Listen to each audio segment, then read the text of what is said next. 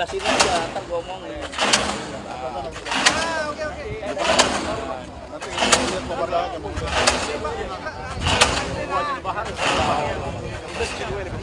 Ayo munduran, biar kamu semua. Ayo. Sini.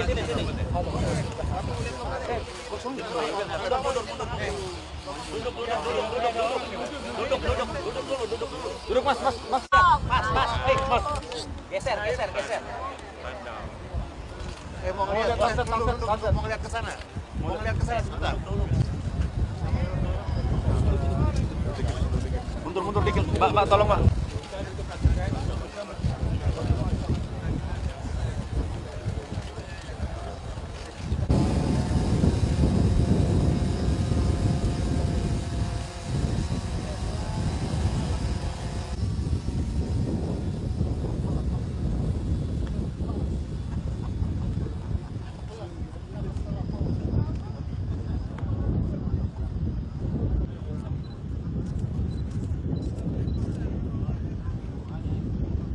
Bang. Siapa?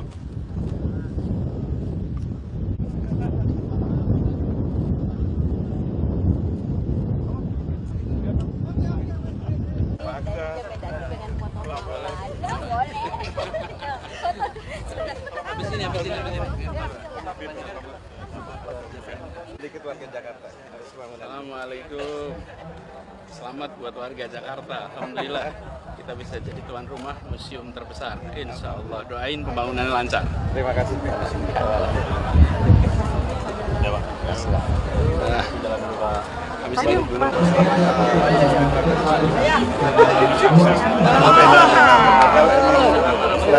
Sorry, they will have In English and bahasa. no problem. Go ahead. So, Indonesia is okay. No problem. Kami merasa berbangga sekali karena Jakarta menjadi tuan rumah Museum Nabi dan Museum Sejarah Peradaban Islam. Kami merasa sebuah kehormatan dan insya Allah tempat ini nantinya jutaan orang akan datang setiap tahun, bukan saja dari Indonesia tapi dari kawasan Asia. Dan kami di Jakarta sengaja memilih tempat ini karena lokasinya strategis. Ini ada di pesisir utara pantai Jakarta. Disinilah tempat awal penyebaran Islam ratusan tahun yang lalu. Masjid-masjid tua Jakarta ada di pesisir pantai. Dan sekarang di pesisir pantai dibangun Museum Nabi dan Museum Peradaban Islam. Kami sangat terkesan. Dan yang kedua, saya sampaikan terima kasih kepada Rabita Alam Islami yang sudah memberikan kepercayaan kepada bangsa Indonesia untuk menjadi tuan rumah museum terbesar satu-satunya di luar Saudi Arabia. Insya Allah ini menjadi satu tempat pembelajaran sekaligus tempat untuk mengajarkan agar generasi mendatang lebih bisa mendekat kepada sifat-sifat Rasulullah, mengerti kehidupan di era Rasulullah, dan insya Allah kita akan terus menjadi penjaga sunnah. Thank you. Selamat bagi Indonesia, bagi Jakarta, karena kita dipercaya untuk menjadi tuan rumah Museum Nabi dan Sejarah Peradaban Islam terbesar di dunia dan satu-satunya yang di luar Saudi Arabia. Rabita Alam Islami mempercayakan kepada Indonesia lewat Dewan Masjid Indonesia, dan kita di Jakarta merasa bersyukur karena pilihan kemudian ke Jakarta. Kita berdiskusi sudah cukup panjang membahas persoalan ini, mencari beberapa lokasi di Jakarta, dan alhamdulillah di akhir kita memutuskan lokasinya di sini. Harapannya juga ini mengembangkan kawasan Ancol. Kita membangun museumnya bukan di tempat yang baru sama sekali, tapi ini seperti perluasan kawasan Ancol secara lokasi dekat dengan airport, karena perhitungannya pendatang atau pengunjung museum ini bukan hanya dari Jakarta, tapi juga banyak dari luar Jawa, luar Indonesia.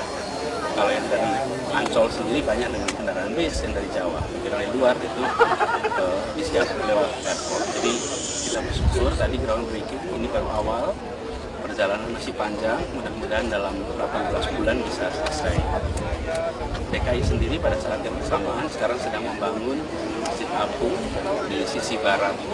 Jadi insya Allah nanti di sini ada 2 tambahan ikon Jakarta yang ada di lokasi gitu. Museum ini begini, jadi kami dari Jakarta menyiapkan lahannya, adapun pembangunannya itu dilakukan bersama dengan Rabita Alam. Jadi untuk anggaran dan lain-lain mungkin lebih tepat ditanyakan ke Dewan Masjid, karena bagian kami adalah menyiapkan fasilitas lahan dan infrastruktur.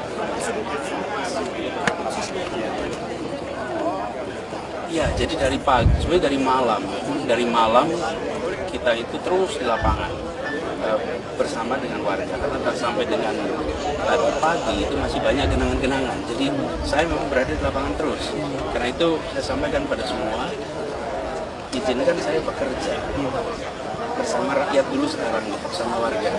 Pembahasan mengenai banjir dan lain-lain kita lakukan sesudah warga bisa kembali lagi ke rumahnya masing-masing. Dan alhamdulillah sore ini, saya cek data ya.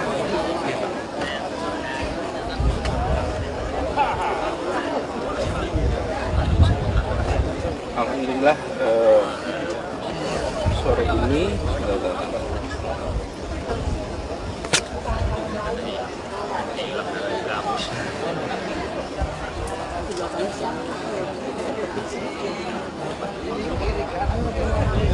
jadi sudah bisa dibilang sore ini 100% surut.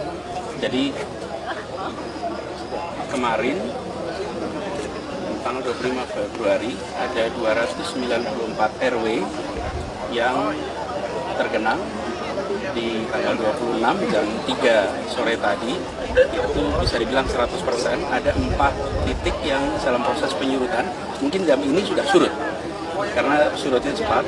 Sampai dengan jam 3 tadi ada 4 lokasi yang 5 lokasi jam 3. Tapi proses penyurutannya cepat, jadi insya Allah malam hari ini sudah tuntas. Jadi tadi saya bersama dengan pemerintah jajaran berkoordinasi di lokasi-lokasi yang tadi masih ada genangan. Alhamdulillah insya Allah tuntas. Selain pengecekan lapangan, apalagi yang dilakukan DKI? Oh, bukan hanya pengecekan lapangan. Karena pengecekan lapangan itu adalah satu, memastikan bahwa kebutuhan logistik dari masyarakat itu terpenuhi. Kemudian yang kedua, pos-pos kesehatan melayani semua kebutuhan. Lalu yang ketiga, tidak ada hambatan di sistem drainase sehingga proses penyurutan air itu bisa berjalan tanpa hambatan. Pos-pos sendiri itu masih tetap berfungsi. Mengapa? Karena warga masih bolak-balik antara rumah dan pos. Ini berbeda kalau pengungsian gempa bumi misalnya, maka warga ya memang harus menetap karena rumahnya tidak bisa digunakan. Kalau ini proses pembersihan sehingga warga masih bolak-balik. Jadi itu contohnya. Kemudian semalaman dari malam kita mengeringkan semua jalur-jalur utama. Karena itu dari pagi semua jalur utama itu sudah bebas dari air karena genangan. Baik itu underpass ataupun jalan-jalan utama lainnya, semuanya dikerjakan. Jadi ini tuh non-stop. tadi Bapak Anies ke Waduk Rio ya Pak ya? Saya tadi ke Waduk Rio, saya tadi ke kawasan Pulau Mas, ke beberapa